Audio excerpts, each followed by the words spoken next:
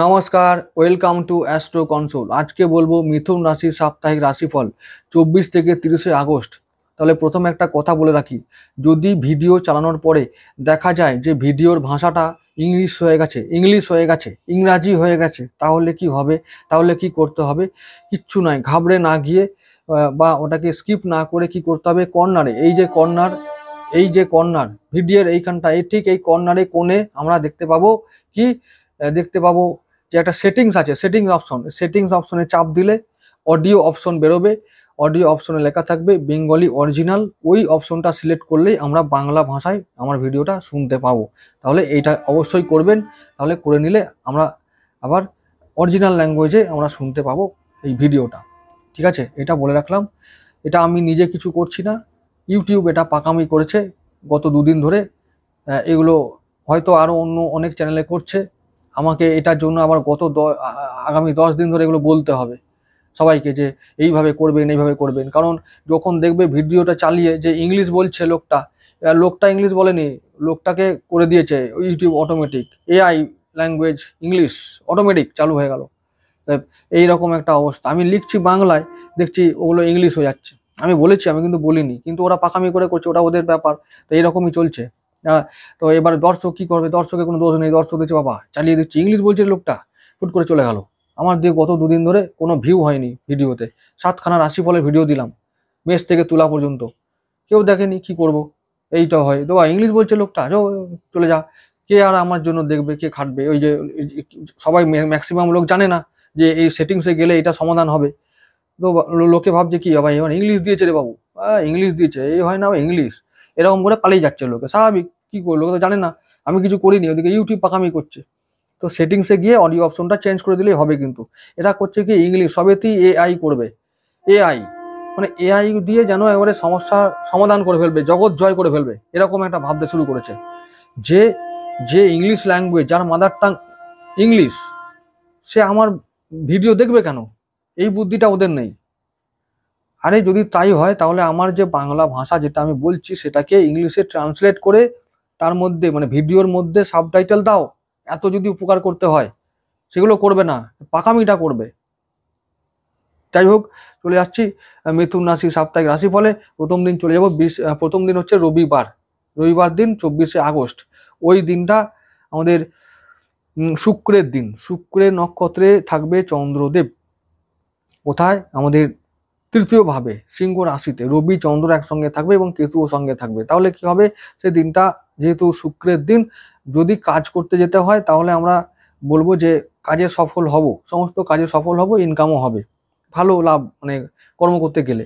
আর যদি ছুটির দিন হয় তাহলে বলবো আনন্দ করে কাটানোই ভালো। শুক্রের দিন আরামায়েশ করে কাটিয়ে দাও। তৃতীয় ভাবটা এমনিতেই আত্মীয় স্বজনের মানে ভাব। আর এমনিতেই শুক্র এখন আছে দ্বিতীয় ভাবে, মানে আমাদের কোথায় আছে? দ্বিতীয় ভাব, কর্কট রাশিতে। তাহলে বুধ শুক্র একসঙ্গে আছে, লগ্নপতি আর আমাদের দ্বাদশপতি আর পঞ্চমপতি একসঙ্গে রয়েছে। কোথায়? দ্বিতীয় ভাবে, মানে কর্কট রাশিতে। মানে একদম লক্ষ্মী লাভ করার জন্য বসে আছে।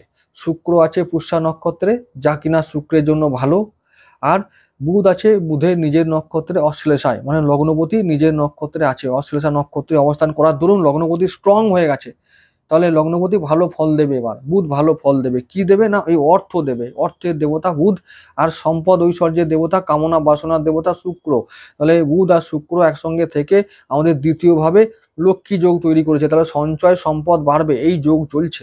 এটা আমি কিন্তু বানিয়ে বলছি না, বা মন গড়া বলছি না, এবং কাউকে খুশি করার জন্য বলছি না, আর ভিউ পাবার জন্যও বলছি না। যেটা বলছি যে এইটা চলছে, এটা হবার কথা, এইটাই হবে, এটা হলো। এখন যদি কারো না হয়, তাহলে জানতে হবে যে তার জন্মছকটা নিতান্তই খারাপ। তাই সেই ফলগুলো, যেটা এখন সময় পারমিট করেছে যে আমি ফলটা দেব, তো সেটা যদি না পাওয়া যায়, তাহলে জানতে হবে তার জন্মছক নিতান্তই খারাপ, তার অবশ্যই সমাধান দরকার। এই হলো ব্যাপার। আমার কোনো কিন্তু দোষ নেই। আমি যেগুলো বলবো যুক্তি দিয়ে বোঝানোর চেষ্টা করব, তাতে ভিডিও বড় হয় হোক, কিন্তু যুক্তিটা দেব এবং বুঝিয়ে দেব, ব্যাখ্যা দেব। লক্ষ্মী লাভ হবে বলবো, এদিকে কিছু বলবো না, লক্ষ্মী লাভ হবে বলে চলে যাব, তা কিন্তু আমি করি না, কখনোই করব না, এবং আগামী দিনেও করব না। আচ্ছা, যেটা বলছি, তাহলে আমাদের শুক্রের দিন, রবিবারটা আনন্দ করে কাটিয়ে দাও, ভালো দিন। ব্যাস, পরের দিন অনেক খাটতে হবে। সোমবার, চলে এসেছি 25শে আগস্ট, সোমবার সপ্তাহে প্রথম কাজের দিন। ওই দিনটা আবার চন্দ্র থাকবে আমাদের রবির নক্ষত্রে, রবির দিন। আর আমাদের চন্দ্র থাকবে আমাদের চতুর্থ ভাবে, মানে কন্যা রাশিতে। মঙ্গলের সঙ্গে, তাহলে সেদিনটা কি হবে, একটু পারিবারিক অশান্তি হতে পারে, মানসিক অশান্তি হতে পারে।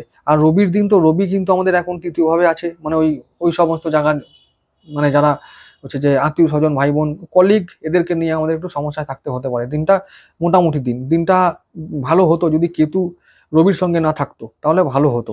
কিন্তু রবিটা কেতুর সঙ্গে থাকার দরুন একদম ভালো ফল দেবে না। আর রবির দৃষ্টি আছে কোথায়, দশম ভাবে, তাহলে কর্মে একটু উন্নতি হবে, কর্মে সাফল্য লাভ হবে, কর্মের জন্য আয় বাড়বে, কর্মে একটু জন্য সঞ্চয় বাড়বে। তো এই দিনটা কর্মের জন্য ভালো, কিন্তু বাকি অন্যান্য ক্ষেত্রে, বিশেষ করে চতুর্থ ভাবের ক্ষেত্রে ভালো দিন নয়, মোটামুটি দিন একটা। তো সাবধান থাকাই ভালো, শরীর ও মনের প্রতি যত্ন নেওয়া ভালো।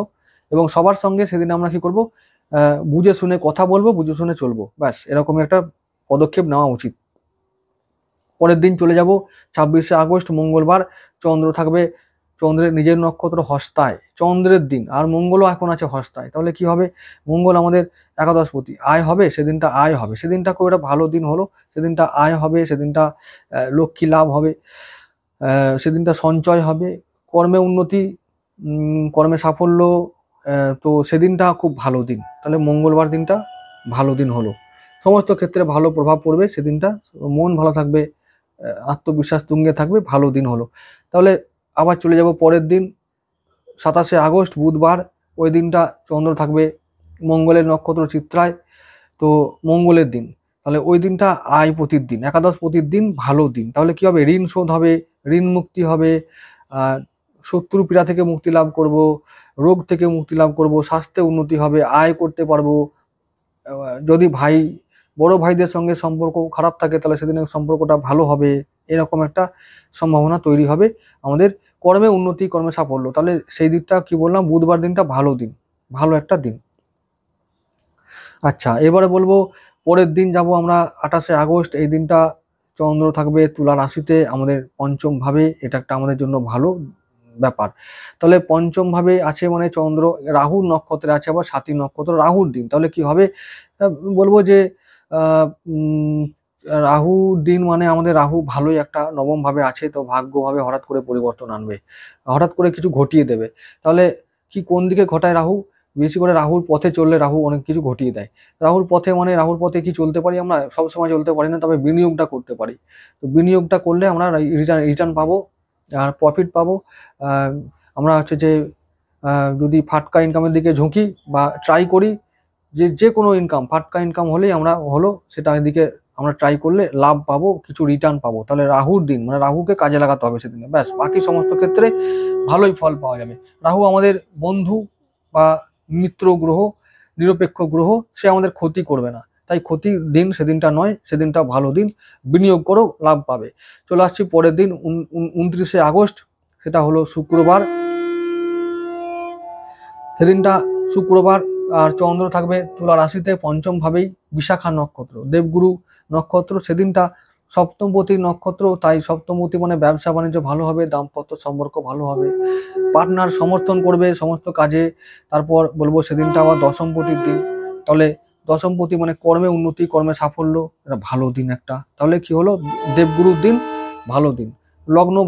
লগ্নভাবে তিনি বসে আছেন, তাহলে কি হবে, কর্মব্যস্ত থাকতে হবে, কর্মবহুল একটা দিন, কর্ম থেকে আয় সঞ্চয় ভালো হবে, লক্ষ্মী লাভ হবে। তাহলে বিশাখা নক্ষত্রের দিনটা, শুক্রবারের দিনটা, 29শে আগস্টের দিনটা ভালো দিন, খুব ভালো দিন বলা চলে। পরের দিন চলে যাব 30শে আগস্ট, দিনটা শনিবার।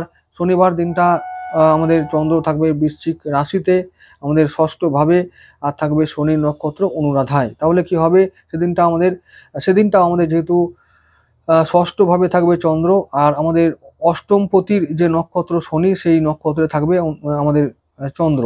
আর তাহলে শনি আমাদের অষ্টমপতি আর ভাগ্যপতি। তাহলে শনির নক্ষত্র কোনটা, অনুরাধা। এই অনুরাধা নক্ষত্রে চন্দ্র থাকবে, তাহলে ষষ্ঠ আর অষ্টম কানেকশন হওয়ার জন্য বলতে পারি যে, আর আরেকটা কথা, চন্দ্র থাকবে বৃশ্চিক রাশিতে, আর বৃশ্চিক রাশির ঠিক উল্টো দিকটা কি, উল্টো দিকের রাশিটা হলো বৃষ রাশি। বৃষ রাশি মিথুন রাশির দ্বাদশ রাশি, 12 নম্বর ঘর। তাহলে চন্দ্র 12 নম্বর ঘরের দিকে তাকাবে, তাহলে সেদিনটা কি হবে, সেদিনটা বিনিয়োগ করলে লাভ পাবো।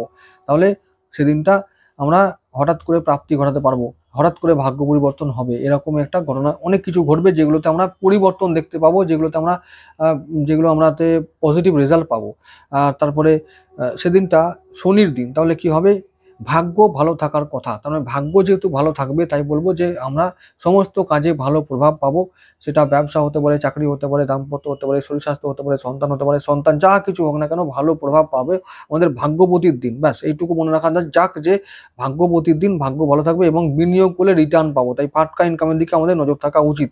আচ্ছা, রবি থেকে শনিবার পর্যন্ত সমস্ত দিন কটাই ভালো, শুধুমাত্র আমি একটু বলবো যে বুধবার দিনটা মানে 27শে আগস্ট দিনটা একটু সাবধান থাকলে ভালো হয়। বাকি সমস্ত দিন কটাই কিন্তু ভালো দিন মিথুন রাশির জন্য। এই সপ্তাহটা লাকি সপ্তাহ হবে, অনেক কিছু সম্ভাবনা এবং সুযোগকে সামনে আনবে, সেগুলোকে কাজে লাগালেই আমরা একটু ভালো দিন দেখতে পাবো, দু পয়সা মানে লক্ষ্মী লাভ করতে পারবো, কারণ লক্ষ্মী লাভের যোগ চলছে, বুধ শুক্র এখন ধনভাবে অবস্থান করছে, মানে লক্ষ্মী লাভ হবে, সঞ্চয় হবে, সম্পদ বৃদ্ধি হবে, এটা গোচর তাই বলছে। বাকি তাই সব তোমাদের জন্মছক ডিসাইড করবে, জন্মছক অনুযায়ী যে ফলটা তোমরা পাবার সেটা তোমরা পাবে, তবে গোচর ভালো, চেষ্টা করলে আমরা ভালো ফল পেতেই পারি। যাই হোক বন্ধুরা, ভালো থেকো, দেখা হবে আবার আগামী ভিডিওতে, ততক্ষণ তোমরা ভালো থেকো।